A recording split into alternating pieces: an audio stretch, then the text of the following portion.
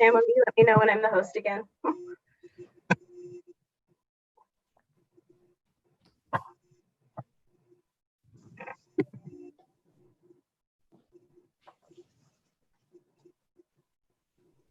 Oh.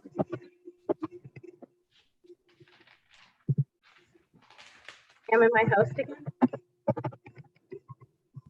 Sorry about that. I don't know how you set up the rules for this, but Welcome, Superintendent. Thank you. There was a calendar however, you've got in team. a gathering of parents. They don't. No, I'm so sorry about that. That's okay. And Todd Weiler was with us, and I forwarded the link to him too, so he should be. Yeah, there he is. Okay. Sorry about that, everyone. Okay, Andre, you're the host again. Okay, perfect. Thank you. Okay, I'm going to share my screen and. All right, can everyone see a PowerPoint presentation? Yes. Okay, I'm seeing heads nodding. Thank you so much. Thank you so much, everyone, for being with us. This is a little different format than we usually have for this meeting, but we're thrilled that we're able to welcome so many of you from different parts of the state today. My name is Yanzadi Chatwin. I am the Executive Director of Communications and Community Relations for the district, and I will be running the PowerPoint in the meeting today. All right, there we go. So I wanted to start with a quick overview of our agenda.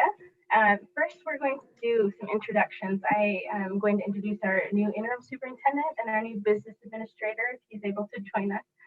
We have some auditing and other meetings happening today, so he is busy in that new role. We'll have some general updates on registration. We'll tell you a little bit about how we're doing with student devices and internet access. And then the superintendent will take time to give you an overview of our school restart plan. We'll have a couple closing remarks and then we'll have Q&A at the end. But of course, if you have questions throughout the presentation, please feel free to ask them. We want this to be interactive, even though we're all online. This should be a conversation, and we're open to your questions, to your feedback, and just to a generally good discussion. So thank you. So first, I want to introduce our interim superintendent, Larry Madden. Larry, will you unmute yourself and say something so that you show up on? Actually, you won't because I'm sharing a screen. Let me stop sharing so that everyone can see you. Okay. Hi, I'm Larry Madden. I've met quite a few of you, but nice to see you all here today. And we're thrilled to have him as our interim superintendent for this year. He has been with the district for many, many years. He's taught at several of our schools, and he is our leader in this turbulent time, and we're thrilled to have him with us. Is Alan on yet? Alan can't be here today. Okay, all right. I mentioned he had another meeting, so we'll have to introduce him at a different time. But Alan Kearsley was previously our finance director, is now leading as business administrator, and we're thrilled to have him in that role as well. All right, I'm going to switch back to the PowerPoint. Oh, sorry about that.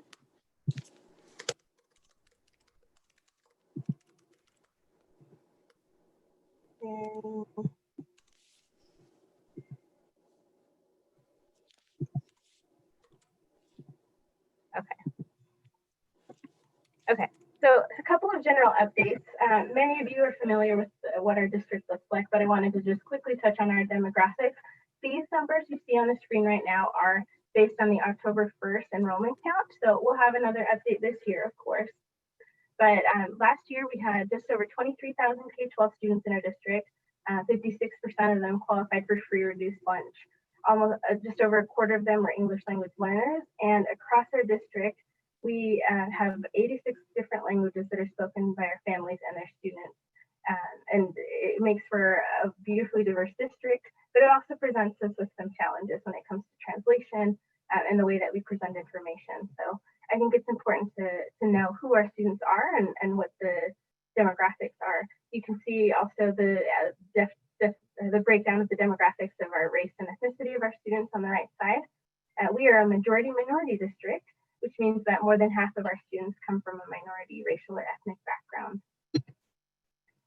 In terms of registration this year, so far we have about 20,000 students who registered. Registration took place online this year, which is a little bit different. Typically, we would have had the opportunity for families to come into our buildings to meet, office staff and administrators and teachers, and to be able to register and have some engagement with the school community. Unfortunately, with COVID-19, we've had to transfer a lot of that process online, which meant that it was a lot more challenging to get a lot of our families registered. To close that gap, a lot of our schools have gone out to do home visits. They've done really creative things. This last week, Clayton Middle School went to an apartment complex downtown where we know we have a high concentration of refugee families and other families who don't have internet access. And they had a registration fair. They brought 60 laptops for the 60 students who lived there. They brought backpacks of school supplies. They had counselors there with school schedules and class information for students. Teachers were there to meet families one-on-one, and they even had the opportunity to meet a family who just arrived from the Congo and make sure that student and his family were connected with the school community beforehand. So we've had to be a little bit more creative this year, but we're at about 20,000 registrations. So we're down a little bit, but in the last few years, our enrollment has been trending downward, so it's not unsurprising. Okay, in terms of student devices, in the spring, when we started the school dismissal, we had 7,000 laptops, 200 hotspots that were distributed to families, and that's how we got through the spring. With an enrollment of 23,000 students, you can see that we definitely were far from one-to-one with our devices for students. For this fall, we started out with 13 laptops on hand and 600 hotspots. Those have essentially all been given out. Next week, we will be receiving 200 more hotspots. We have a grant for 800 more, and we ordered several thousand laptops and other devices earlier this summer. Unfortunately, those are on back order, won't be here until about a month from now. So we're having to get a little bit creative in how we support families with devices. What that means is a little creativity on our part. So right now, I'll tell you about a couple of things that we're doing. And we welcome any help and support and ideas that you might have to help us be able to close this gap, because it's a couple days out from school starting, and we do need help to procure additional devices for students. Our IT department is currently working to prepare a number of desktop computers. I'll actually turn the time to Sam Quantz to share a little bit more about that, but the idea is that with these 6,000 laptops on back order, obviously that's not going to help us if they arrive in a month to get students online by Tuesday. But we do have desktop computers that could be checked out. Sam, can you tell us a little more about that? Yeah, so obviously we want students to have laptops because they're more flexible in what they can do at home. But we are looking at the option of distributing desktops if we need that. There's a little bit of logistics to that because our desktops aren't built with Wi-Fi to begin with. So we've got to look at, do we need to add Wi-Fi onto them? In addition, if they don't have Wi-Fi, students have to use a cable to plug into their switch or router at home. And so, but that is a possibility, but we are working through the logistics of having that as a possibility. Thank you, Sam.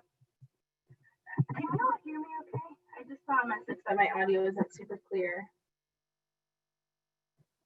I'll keep going. Let me know if you have trouble hearing me otherwise. Oh, I'm so sorry. I just popped ahead a little bit. In addition to that, the Salt Lake Education Foundation and the director of the foundation, James Yappius, is with us on the stream today. The foundation is working with community and business partners to see how else and from where else we can procure devices for students. We're committed to making sure kids are able to start. That might take us a little bit longer than we anticipated, but our teachers will have flexibility, and we'll make sure that students are able to get on and that they know how to use their devices. I wanted to share a little bit about how we used our CARES funding.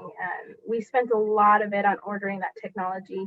We went from 7,000 laptops in the spring to almost tripling that stock for this fall. And obviously that took a lot of money. So we were grateful for that funding to be able to provide more devices to students. We still won't be one-to-one, but we are definitely better stocked this time around for online learning.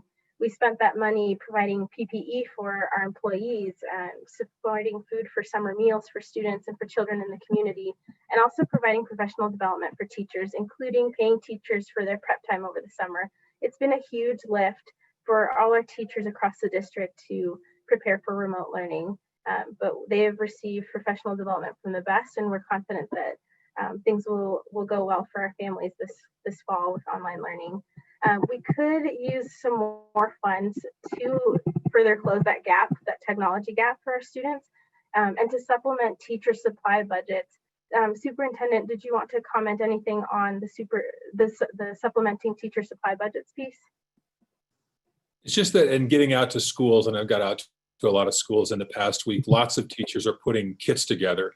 So they're sending home actual, tangible things that kids can use at home when they're doing the online learning. So it's not just all on the computer. There's some hands-on components to it, and that's requiring a bit more than it normally would in a classroom. They're packaging these things up in boxes and so forth to send home to kids. So I think that's an area where we definitely could use some help. Thank you. Okay, and I'll give the time to the superintendent now for an overview of the school restart plan. I'll man the slides for you, superintendent. Let me know if you want me to move any faster. Sure. All right, we have two goals to start out with. We want to provide quality learning, right? And then take whatever steps that we need to take to allow us to open up school and get kids back in person just as soon as we can. Those were the kind of the obvious starting points for us. We can go ahead to the next slide. Yes. Oh my goodness. There we go. Sorry about that. So we picked some metrics to use to determine when we would be safe to go back in classroom. And the two things that we looked at were positivity rate and then the number of new cases per 100,000. So this graphic is from the Salt Lake County Health Department. And this is the graphic for positivity rate. What you're looking at here is from all the way back from March 4th to now. And what we've been looking at is the past 7 days. So it's actually about 9.6 right now over the last 7 days. But all in all, that number has stayed relatively flat in the 8.5 to 10.5 range since that time.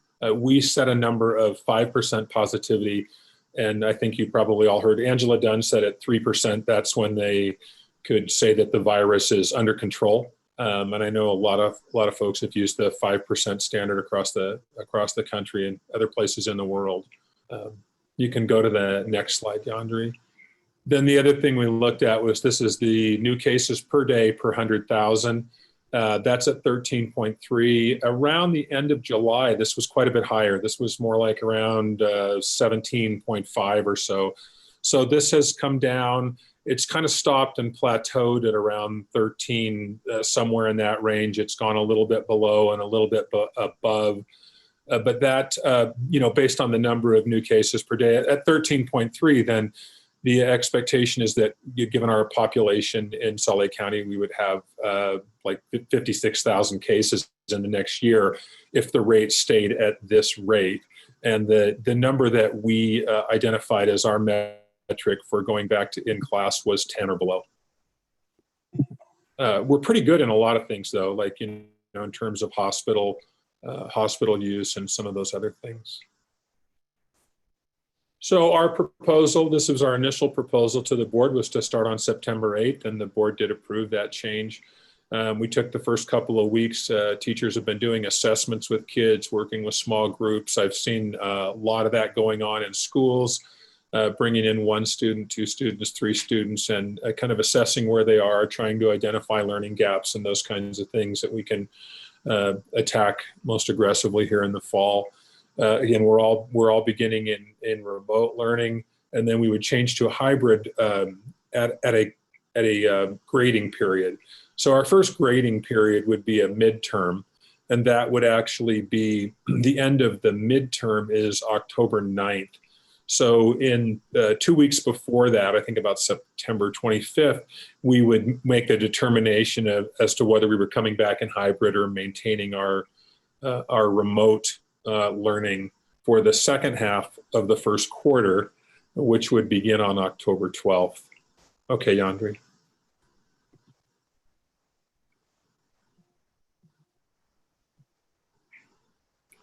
We kind of went over these two pieces that we set a base criteria of 5%, 10%. Remote learning will look different. So I think everyone in the spring, we were originally going out for 2 weeks, and then we ended up staying out. And there were a lot of things that were difficult to navigate, of course, for everyone. But we've worked really hard this summer and this fall to try to get ready. Every teacher's class is going to be on Canvas. We've got training videos and print materials accessible for families to use to navigate that. So students now will have just one place to go. They'll get on Canvas, and that'll be their one-stop shop. They can connect to Zoom or whatever platform they need to get to from there to do the work. There will be scheduled times, live online sessions with teachers. And even in those live online sessions, as you all know, you probably sat through enough Zooms, there can be breakout rooms. They can break off for individual work. They can come back, have students work together. There's a lot of different approaches that we can take with that, but there will be face-to-face with teachers via remote. And then we've just been able to create a lot more resources to help with this, help sessions. Teachers will have office hours. Counselors are available for social emotional learning or scheduling, those kinds of things. And we just want to provide all of the help that we can to make sure our students have the best experience they possibly can. Okay, Yandri. Okay, so we're very concerned about, of course, student well-being and social emotional learning, and we do have counselors and social workers to assist in all buildings. And we've even, I know even in the spring, some people started this, but we've asked teachers to make sure that they're including social emotional lessons in the work that they're doing. But counselors and social workers will provide additional support. And we need to make some time for kids to get together and be kids. I think that's a really, really super hard part of this. And I know that some teachers have gotten kids together just to play games or to chat or whatever, doing lunch groups, had some socials and things like that. And I think those things have been very, very helpful for our students. Okay. This was a model. This is a short video which we could play, and this would kind of give you a pretty good sense of how a couple of schools are approaching scheduling, and scheduling that could be flexible so that it could morph from all remote to a hybrid to even fully in person. That might not play. We can maybe Andre, if you want to send there's a link. It's on our website afterwards, but I think it shows how it can be fairly seamless. So we don't have to, when a student comes from being remote to coming back to a hybrid or even a fully back in class situation, we don't have to change their schedule. It just changes the delivery format. So I think that maybe we can get at it this way.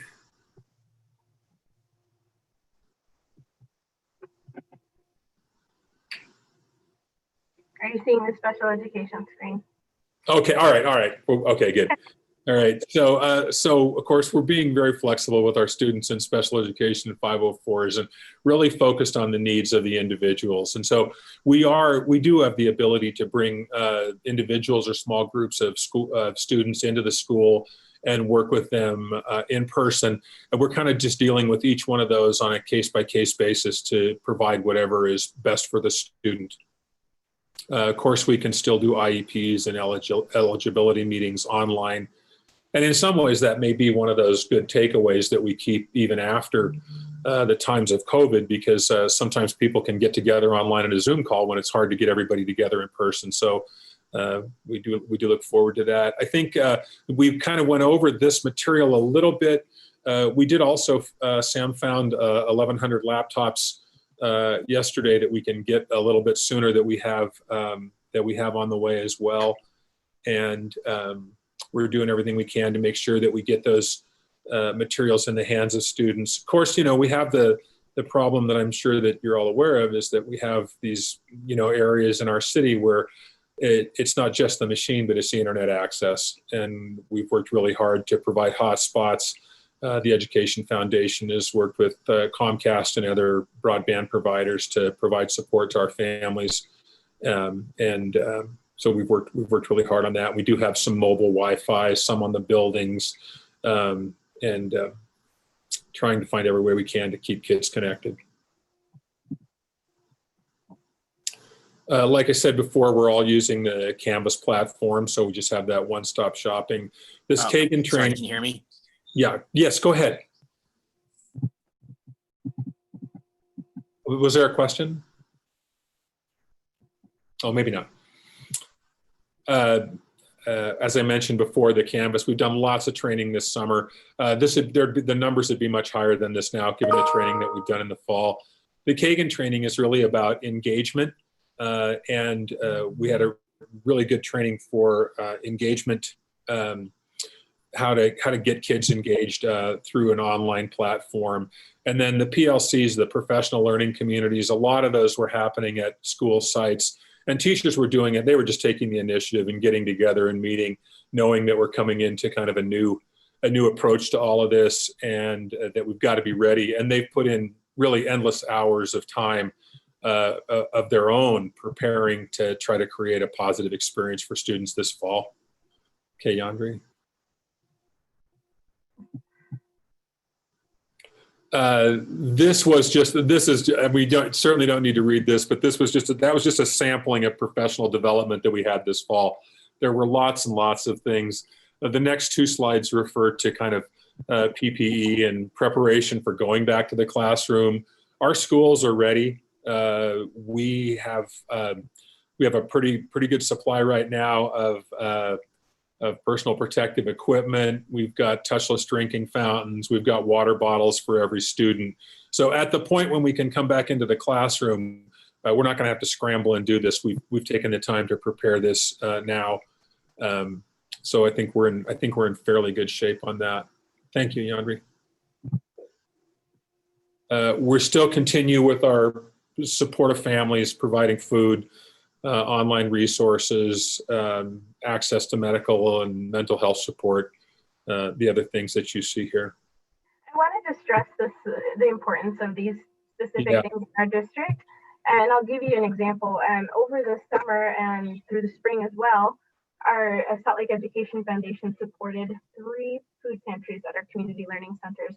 Moving forward into the fall, every one of our Title I schools is working with the Utah Food Bank to have an in-house school food pantry that will serve that specific school community. We will still continue serving families across the city through our community learning center pantries, but there's been such a high need for that. The first day the pantries opened at the Rose Park Community Center, the line stretched from the elementary school, which is at about 10th West, all the way to Redwood Road. So that's a mile of cars lined up to get food in the middle of a pandemic. So our schools have been working hard to make sure that we're meeting the educational needs of our students, but these physical needs are crucial as well. We just received word earlier this week that the federal government extended the waiver providing free meals for students.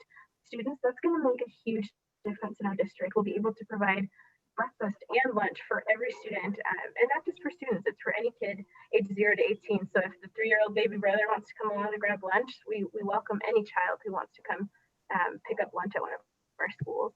And the foundation, and James, if you have anything you wanted to add here, they're continuing to support families with the things that they traditionally do with healthcare support, dental and vision screenings, transportation, UTA passes, gift cards so that parents can buy school clothes for their children, and school supplies and backpacks, and just basic life necessities. Those are crucial things that our district works hard to provide. I just add that, I mean, we all know this too, is providing those basic needs. I mean, when we talk about doing what we can that's going to be most helpful with academics, the very first thing we have to do is make sure we provide these basic needs and social emotional learning. Students that have these needs met and then feel mentally prepared to go to school, they will do better academically. We know that. Yeah, it's true. Yandri and Larry, a quick question, or James. Yeah. I've been working, we've been doing the our COVID community partnership, and we've been working with the food bank too. But one of the questions that was raised to us was the fact that some of the food isn't culturally, we have different families and different kinds of foods they eat. So are your pantries accommodating the diverse food that many of our people in our communities eat? And that's something me and Senator Escamilla had raised to the food bank as well. Absolutely, Angela. Thanks for asking that question. When we started the food pantries in March, we actually had met with the Bishop Storehouse also, and we had $250,000 in donations to support over 120,000 people in our communities. So we had to buy rice separate, even make special orders from Costco. I think that was actually, I met with you and you brought that issue to me back in March, and I wanted to ensure that those things are being addressed. So thank you for bringing it up. And as we move forward, now we have 25 different locations really designated for specific schools. And we are very aware of that need. We don't, there's been a number of families who've asked the same question. So we're really addressing and closing that gap on that. So yeah, it's just something, I work with people at the IRC, and that was some of the concerns they had when through our COVID community partnership, when families were self-isolating, just not having food that meets the needs of the families. And then I want to talk to you, James and Larry and Andrea offline, because I think I have a person who might be able to donate, but he'll probably want to remain anonymous. So I'll schedule something with the three of you after this meeting. Thank you so much. And thank you, Yandri, this is Joel Briscoe. Yes. Would you flip up that slide about support for parents, please? Yes, I'll put it back on. I'm also going to share this presentation with everyone afterwards. So you will have that. Give me just one moment. Okay, can you see that slide again? So I'm looking at the access to medical care and mental health care. I've written in my notes, I remember that the district has community centers at Liberty, Rose Park, and the Glendale Complex. And my understanding is that each one of those three sites have some medical facilities that I think IHC helps staff on certain days of the week. Are those expanded, or are we referring parents outside those areas to those three school complexes? I'll turn the time to James to answer that one. Okay, so the three clinics, the Community Healthcare Center at Glendale, they are open Monday through Friday, and they are taking appointments. So they do all the pre-COVID appointments, make sure that they are tested before they come in. They've helped hundreds of families so far, and they're open Monday through Friday. At Liberty, we have Intermountain Healthcare. They're also open Monday through Friday, and we have specific procedures to make sure that when families are coming, they're non-COVID related issues. And if somebody is coming in with questions about that, we redirect them to locations where they can go. We also are opening the dental school on September 15th. That is through the University of Utah with some specific pre-COVID measures, because we want to make sure that our schools are safe. And these procedures have to be in place and approved by our superintendent. So we're finalizing those procedures. The dental piece was closed since March 16th, only because of the nature of the work that they do. So the Liberty Clinic has been open since March. And then the Rose Park Clinic, really what we found is we kept that open only on certain days. But what we also needed to do is increase the number of testing sites for COVID during the summer. So half of the staff was used to really address those zip codes. Again, I think Senator Escamilla and Senator Romero had talked a little bit about having opportunities on the west side to address testing. And we were able to address that by reducing our staff at Rose Park. We are working very close with the University of Utah, Intermountain Healthcare, and also the telehealth, really to make some referrals for families that need that extra support through their process. So that's very helpful. Thank you. Mindy, while we're talking about that, would you be able to tell us a little bit more about the telehealth partnership with Odyssey for mental health care? Yes, sure. Thank you. We were fortunate to, through a couple of different grants, we have a Department of Human Services grant for suicide prevention, and then we also have some county grant funds that we were able to funnel toward specific telehealth services through Odyssey House. We had posted on the internet. Parents can self-refer. It's on our school webpage. So that throughout the summer, when our district social workers were not on contract, our families still had access to those mental health resources. In addition to the school year, they can continue through the school year. They can be provided at no cost, and it's really a K through 12 resource. So we're very excited about that. The last time I checked in with Odyssey House, we had recently had 10 referrals. So we do think that that will continue to be utilized. And then also our district social workers are back in action, and they're really focusing on checking in on those high level students, suicide ideation, kids who are isolating, working hard to make sure that kids and families feel connected. And then that lower level is going to mental health, that tier 1, tier 2, all students having access to a counselor in the classroom. We use second steps curriculum that is addressing like self-management, social awareness, relationship skills, and just giving kids opportunities to connect with each other. Additionally, we have Inner Explorer, which is a mindfulness curriculum that 10 plus schools are implementing. And we also have adult self-care, knowing that our teachers have been under tremendous stress, and the communities and families really trying to give everybody resources that they can utilize at home or utilize as part of professional development hours to develop skills to reduce stress and be more connected when they are in the classroom. Thank you. I know we just shared a lot of new information. Do any of you have questions about what we've just shared? Representative Briscoe, I don't know if you're trying to say something, but it looks like you're, no, okay, just making sure. I'm gonna ask our athletic director, Misty Mackey-Whiters, to give you an overview of how athletics will function. That's an opportunity that our students have right now, but it looks a little different. Missy. Yes, right now our athletics are in full force, and we are playing with no fans at home, or most of the teams have chosen to go out to to their opponents to play.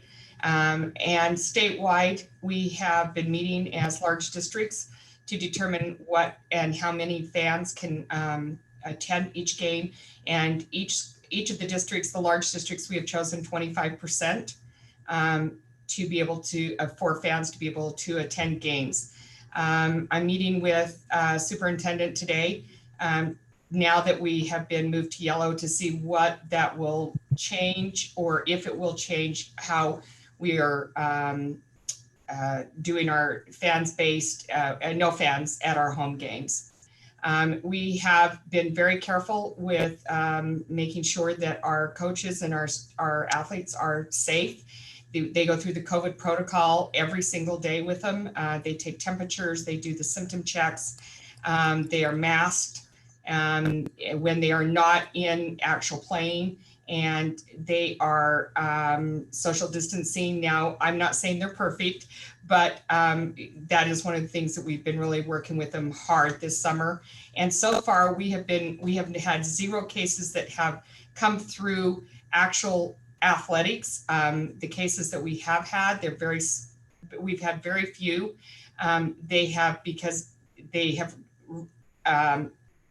contracted COVID from outside of athletics. But as soon as we do have a case, we go through all of the protocol with our health nurse and our board of health. So I'm really excited and proud of our coaches and our teams in our schools, and how we've been able to do this pandemic and still try to have some normalcy for our students. Thank you, Missy. I guess we should have addressed this at the beginning too, but with Mayor Mendenhall moving the city to yellow, our plan for remote learning is still in place. The superintendent shared some of the metrics that we're using to determine when we come back in person, since we haven't met those. Unless we see something very quickly change, we are going to continue the remote learning. it's at least for the first quarter anticipated. Do we have any other questions?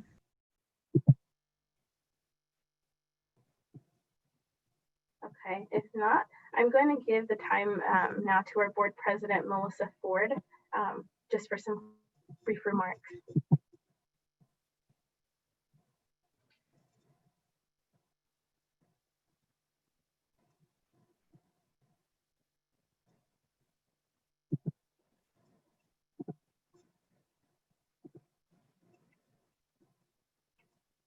I am not sure. Give me 1 second.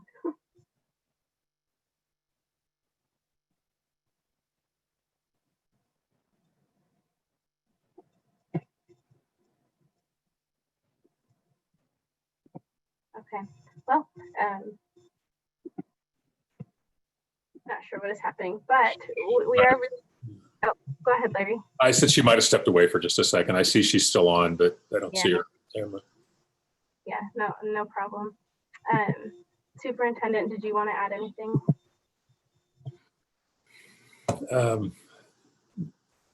I don't know what else to add to that. I mean, I'm certainly open to questions.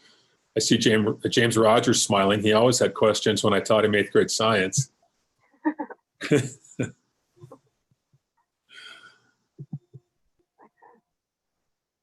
No questions, Mr. Madden. I'm all good. You taught me everything I know. And we have more James Rogers stories. Oh, no, Yeah.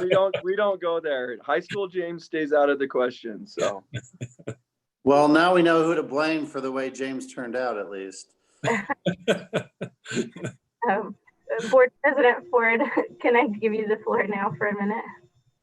Absolutely, and thank you. I actually stepped away from my computer because Jack's connection teacher from East High School just came to our front door. So he is meeting with his high school teacher right now, who will be his connection this year for his classes. And it's wonderful to have a teacher show up at the front door with information about how school will look for my child this year.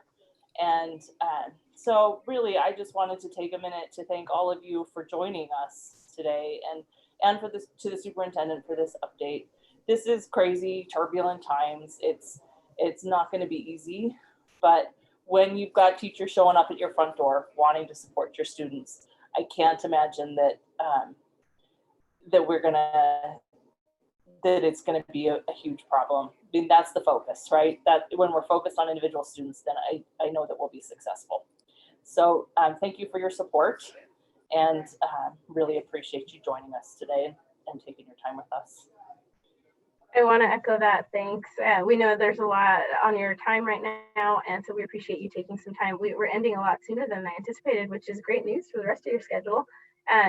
If you have questions from constituents, if you think of other questions as you go about the rest of your week, please feel free to reach out anytime. We're here to support, to provide information, and to support your constituents who are our constituents as well. So if you are aware of families who are in need of something specific with regard to their students' education, please always feel free to reach out. And we welcome your feedback, of course, as always.